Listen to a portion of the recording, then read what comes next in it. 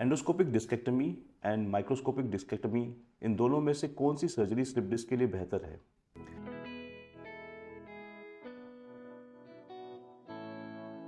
नमस्कार, I am doctor Pramod Saini, associate director and spine surgeon at Max Hospital Noida. Slip disc and sciatica के patient जो दवाइयों से ठीक नहीं हो पाते, उनमें कुछ केसेस में हमको सर्जरी करनी पड़ती है। सर्जरी की डिफरेंट टेक्निक्स हैं, like open discectomy, micro discectomy, tubular discectomy and the latest one जो है वो है एंडोस्कोपिक डिस्केक्टमी। कई पेशेंट्स हमसे मुझसे सवाल पूछते हैं कि माइक्रोस्कोपिक डिस्केक्टमी बेहतर है या एंडोस्कोपिक डिस्केक्टमी बेहतर है। देखिए, माइक्रोस्कोपिक डिस्केक्टमी और एंडोस्कोपिक डिस्केक्टमी दोनों के प्रिंसिपल सेम है।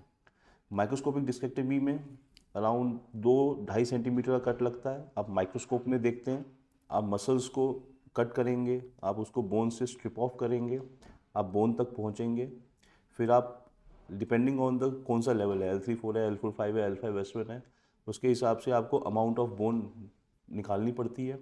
उसके बाद आप लिगामेंटम फ्लेवम को आइडेंटिफाई करते हैं जो हमारे स्पाइनल कॉर्ड को कवर करता है, फिर आप उसको निकालते हैं, तब जाके आप डिस्क तक पहुंचते हैं।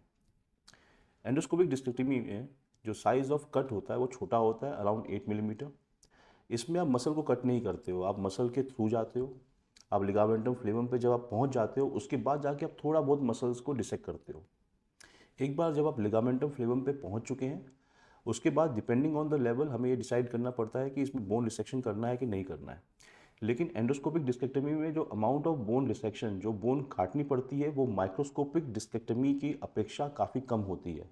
और कई केसेस में L5-S1 पे तो आपको बोन कट करने की ज़रूरत भी नहीं पड़ती।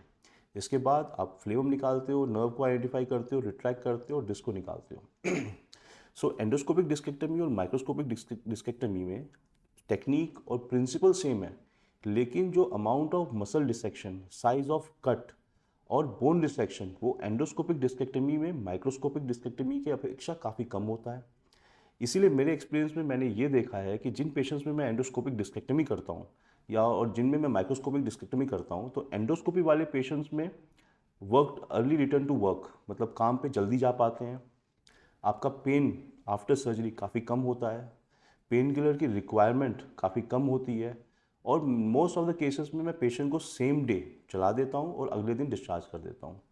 माइक्रोस्कोपिक डिस्केक्टमी में कभी कभी पेशेंट को 1 या 2 दिन के लिए एक्स्ट्रा रोकना पड़ जाता है because of surgical site pen.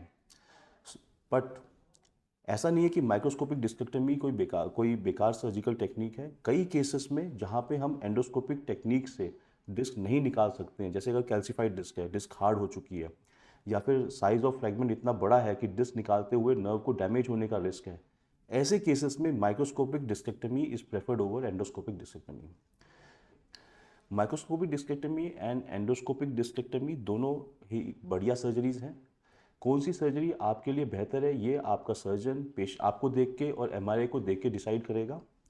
Endoscopic discectomy pain wise, return to work wise, early recovery wise microscopic surgery से कुछ मायनों में बेहतर है। Thank you.